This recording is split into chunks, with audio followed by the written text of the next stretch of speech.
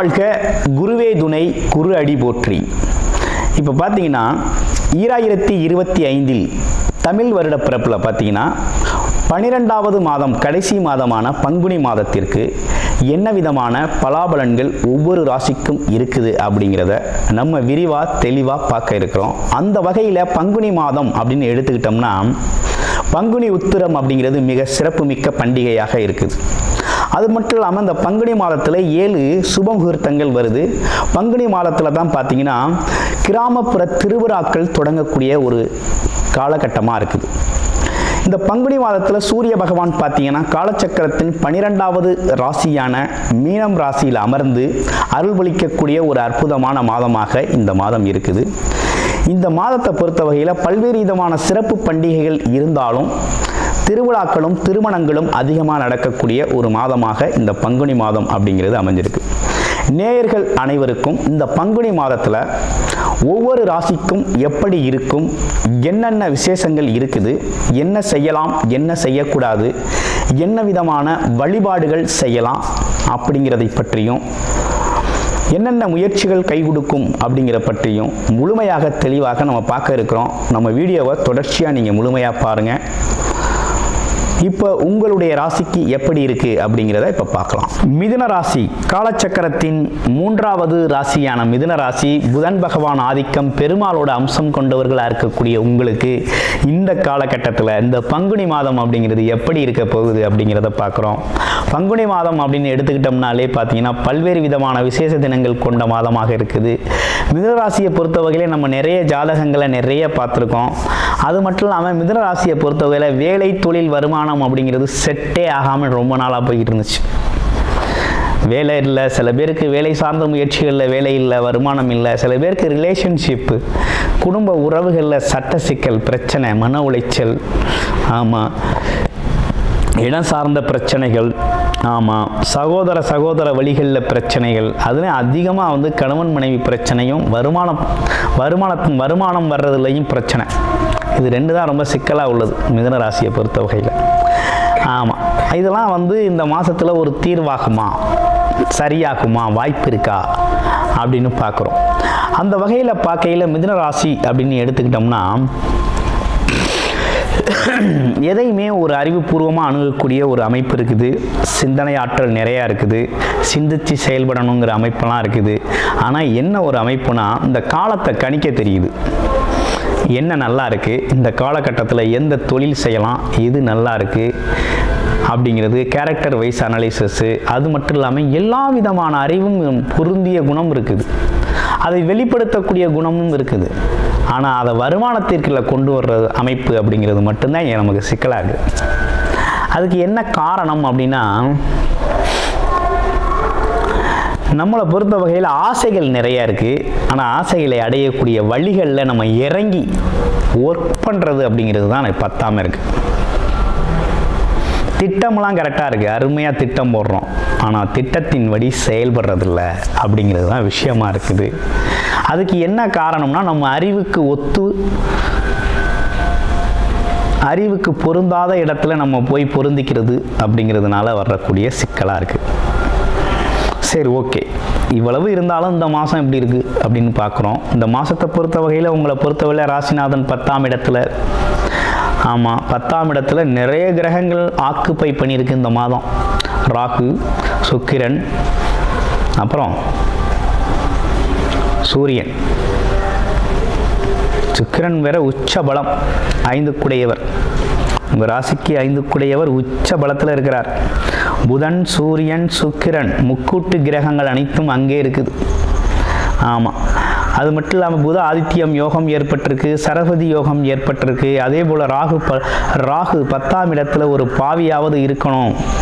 10ஆம் இடத்துல ஒரு பாம்பு கிரகம் பாவி இருக்கிறது மட்டும் இல்லாமல் ஒரு பாம்பு கிரகம் இருந்தால் ரொம்ப சிறப்பாக இருக்கும் அப்படின்னு ஜோதிடத்தில் சொல்கிறது உண்டு.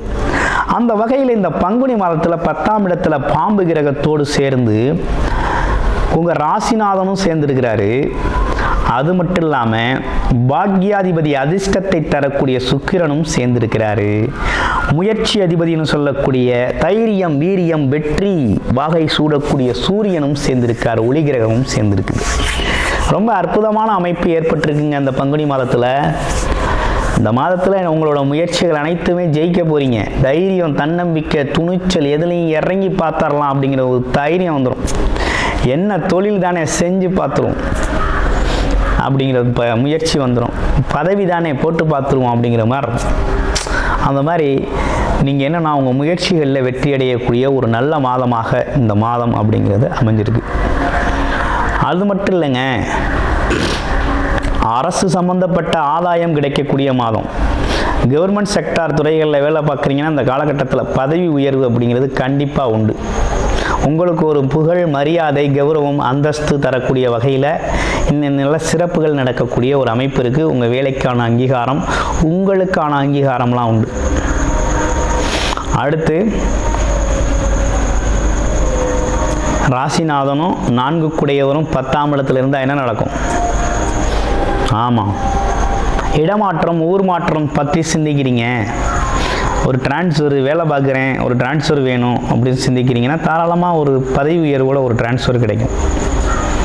ஆமாம், வேலையை மாற்றிக்கலான்னு இருக்கிறேன், ரொம்ப நாளாக ஒரே வேலை தான் பார்த்துக்கிட்டு இருக்கோம், வேலையை கொஞ்சம் மாற்றிக்கலாம் அப்படின்னு நினச்சிருங்க அப்படின்னா தாராளமாக உங்கள் வேலையை நீங்கள் மாற்றிக்கலாம், வேலை கிடைக்கும். அதே போல் நல்ல அமைப்பு உருவாகிருக்கு. இதுலேயும் குறிப்பாக தொழில் வியாபாரத்தில் இருக்கவங்களுக்கு நல்ல வெற்றி வாகை சூடக்கூடிய காலகட்டம், நல்ல வருமானம் வரக்கூடிய காலகட்டம்.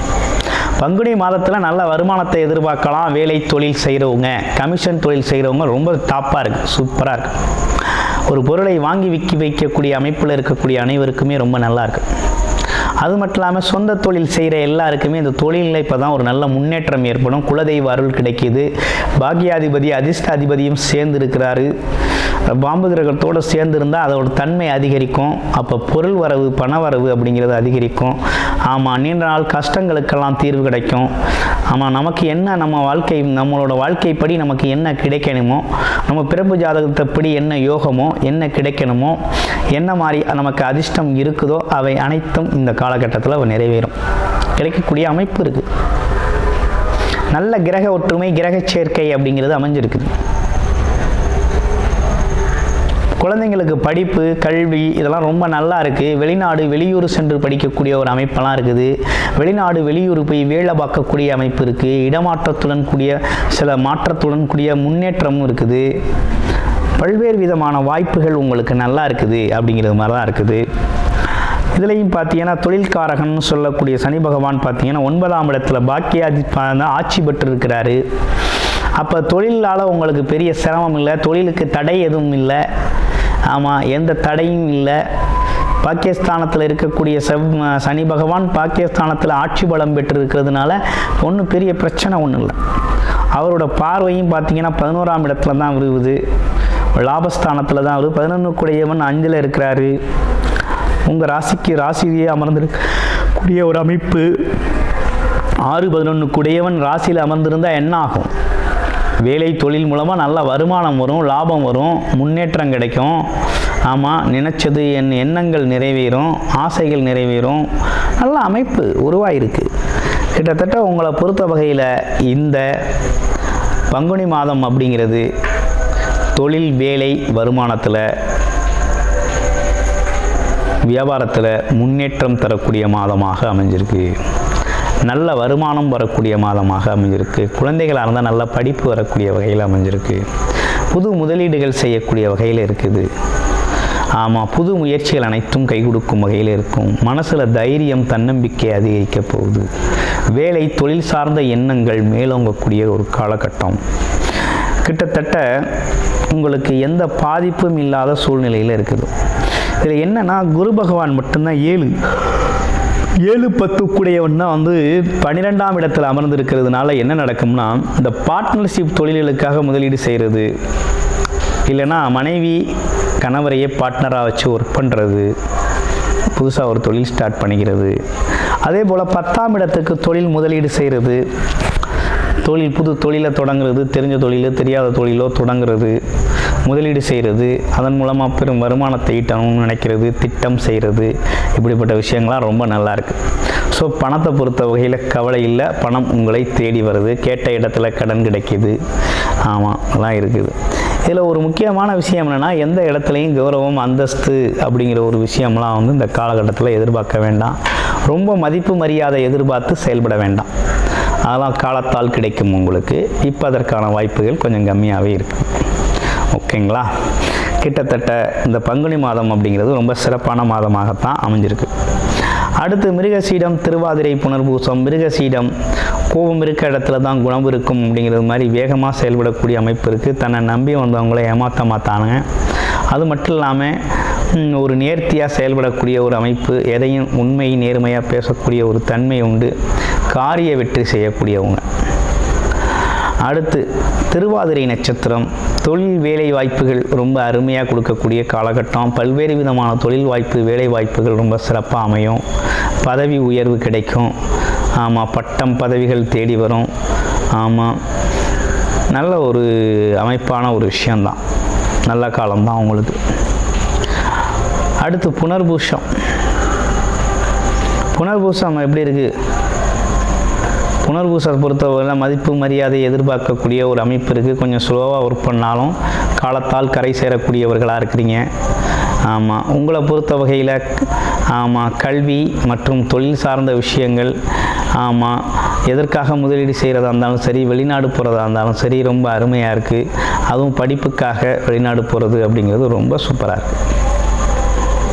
ஆமாம்,